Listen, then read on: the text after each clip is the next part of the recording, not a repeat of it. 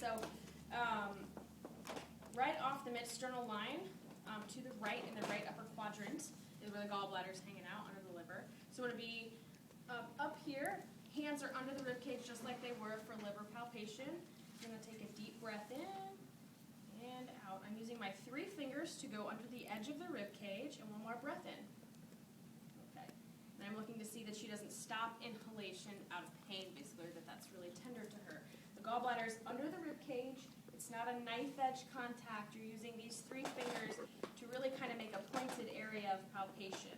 And when she breathes in, that pushes the liver down. That's why it would hurt. So you have to actually have her breathe in again to push the liver down towards your hand. Does that make sense? Okay. So Murphy's sign's negative. McBurney's and Robsing's are the exact same position, just on the opposite side. McBurney's is on the right lower quadrant, and Robsing's is on the left. So 1/3 of the distance between the ASIS and the umbilicus on the lateral side. So over here on the right side is McBurney's, and over here on the left is Robsing's. These both check for appendicitis, right? McBurney's would have pain in the right lower quadrant if it was positive. Robsing's would refer pain to the right lower quadrant if it was positive. It would not hurt on the left side, it would hurt on the right. Now we're checking for rebound pain. So that's pain not when you press in, it's when you press out. So when you press in, make sure you take both hands and press in very slowly, and then let go very quickly. And obviously she would tell you, but that didn't hurt. So that's a negative McBurney's. Can you do that one more time? I sure can. I'm going to do the exact same thing on Robsing's. Take both hands and press in very slowly and release quickly. Okay. And that's the rebound part of it. So Those negative Robsing's. Those are both for appendicitis? They're both for appendicitis. Just that Robsing's will refer pain to the right side.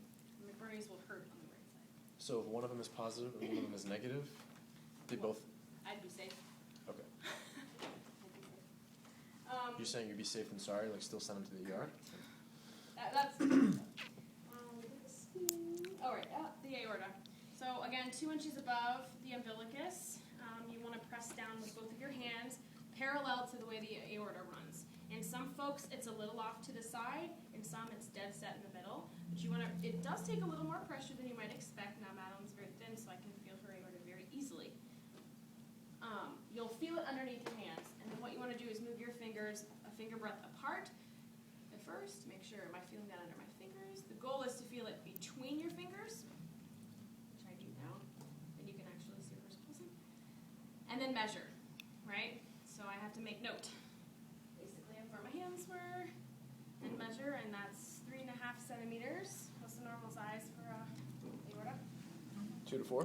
Exactly, 2 to 4. Whoa, I was lucky. I didn't catch it. So that's how you check for an abdominal aortic aneurysm.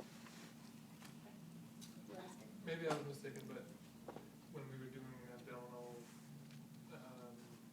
physical exams a few quarters ago, I thought that they said that before you palpate it at all, you need to know if they have an abdominal aorta because you could possibly Rupture it during physical. You meant by auscultation. You're listening for breweries and things like Yeah. that. Yeah. If there was something obviously loud there, you would have continued to practice. I thought you just meant how do you feel it? How you feel it. I don't want to feel Nope. it. All right.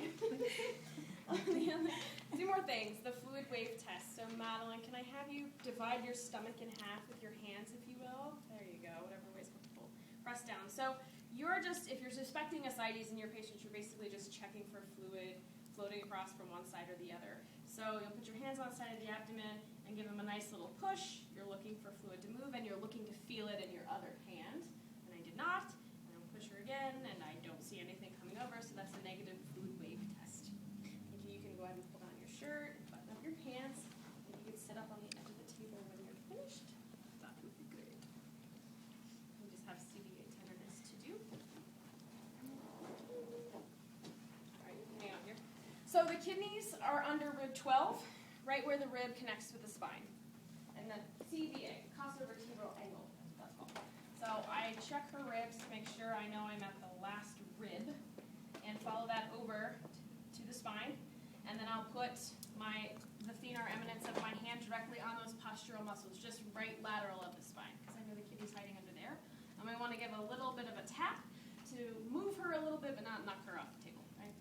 So let me know if this is tender. Nope. And I slide right over and do it again. questions?